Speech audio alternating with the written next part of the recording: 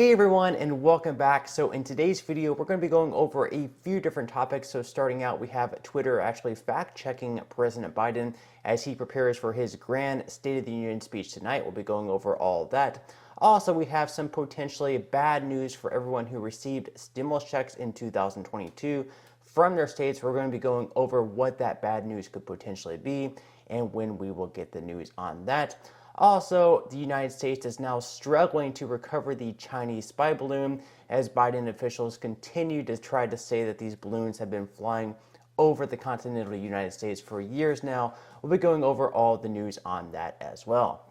Now, before I jump into the first story of today's video, if you would like to go ahead and receive up to 12 free stocks from Webull, I will leave a link in a pinned comment below. Now, once you receive these free stocks, you can always just sell them for their worth and then transfer that cash right back to your bank account. It should be at least $50 or so in value.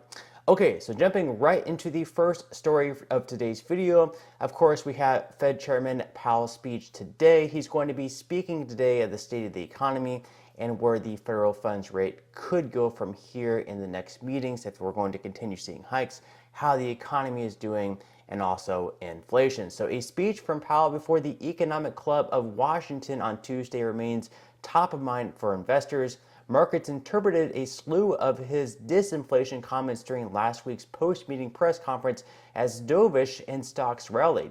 Many view the appearance as an opportunity for Powell to offer more clarity on where rates are headed or clarify some comments made after last week's 25 basis rate hike.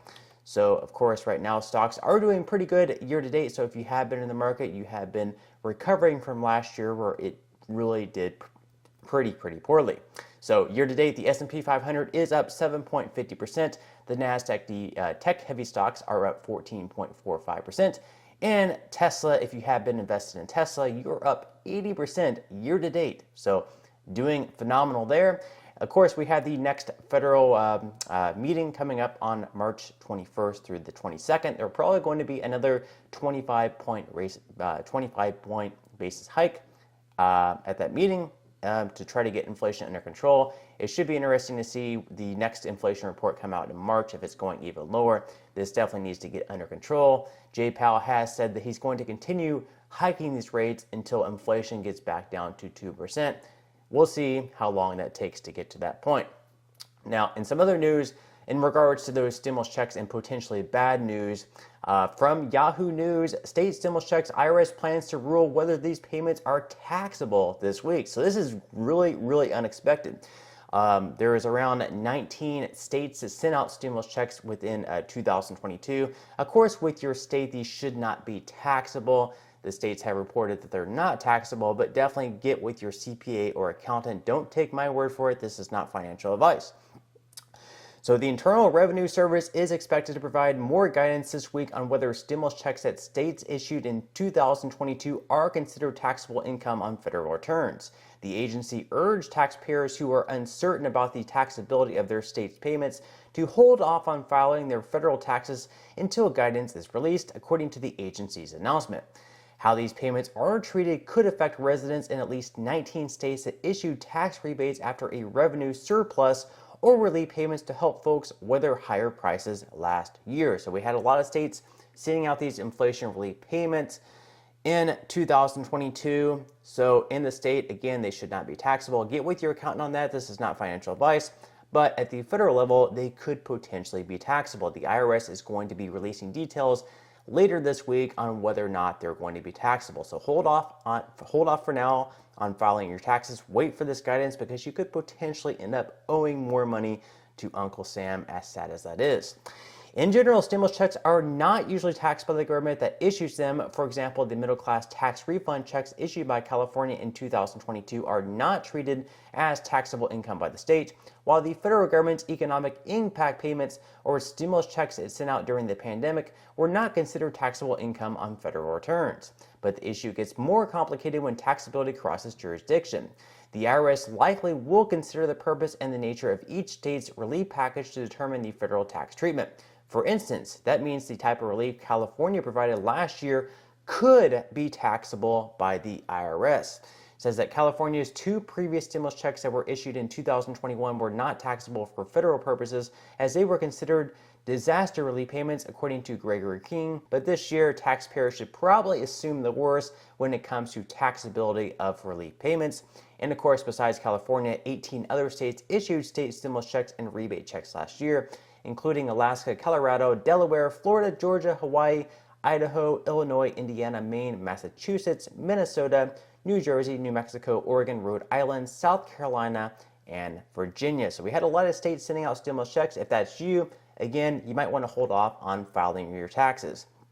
Now, as far as California goes, just for an example here, they were sending out payments. It was up to $350 per individual. If you filed jointly, it would be double that at $700. And if you had at least one dependent, it would be $350 more. So that would give you a max payment of $1,050.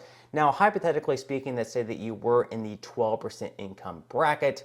That would be, you'd be owing an additional $126 to Uncle Sam in federal taxes in that 12% bracket if you receive the max payment of $1,050. Now, in some other news, of course, California is still sending out stimulus checks in 2023. There's going to be 1.9 million California inflation relief checks to be sent in 2023. And through March, you can see here up on this payment chart, through February 14th, my apologies. It's actually going to be, they are actually going to be sent to debit card recipients whose address has changed since filing their 2020 tax return. So if you're still waiting for these payments, if you're in California, you have until Valentine's Day to receive those payments. What a Valentine's Day gift from your state government in California that would be. In some other news, President Biden was fact-checked by Twitter on one of his recent tweets back on February 5th. He said, House Republicans are threatening to cut Social Security and Medicare, putting the dignity of millions of Americans who rely on these programs at risk.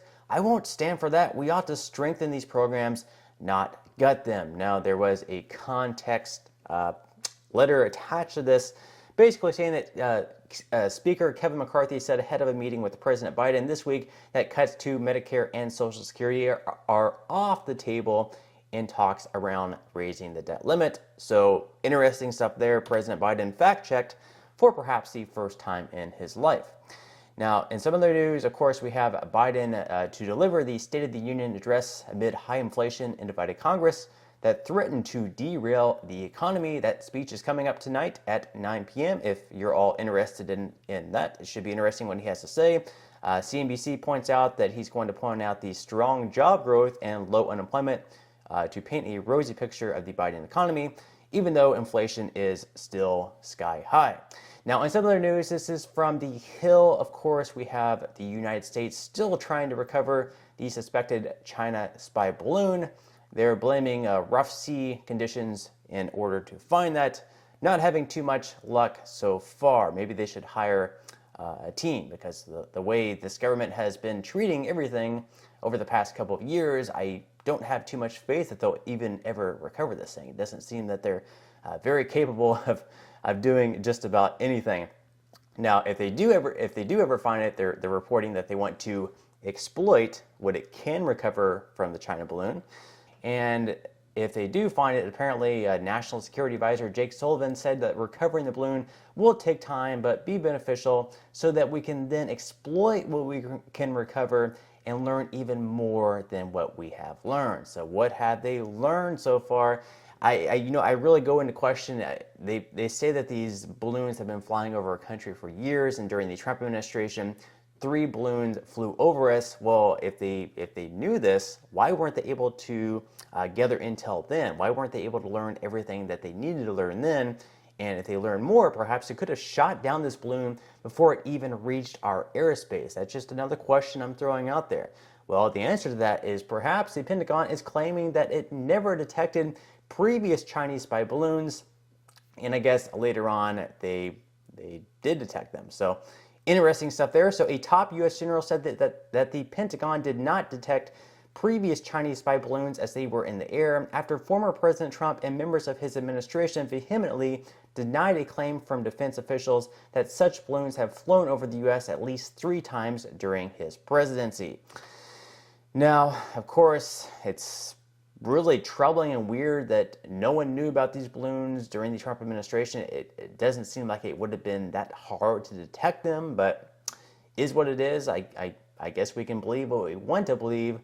But because of this, of course, we have Marjorie Taylor Greene now calling for a probe into why Trump was unaware of previous Chinese balloons.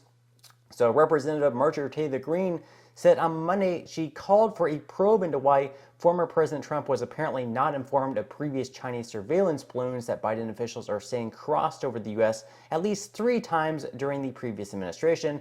So she's saying that if it's true that the Pentagon purposely did not tell President Trump of Chinese spy balloons during his administration, then we had a serious breach in command during the Trump administration. So let me know what you think about that in the comment section below. Why did we not detect these? It's very, very weird to me.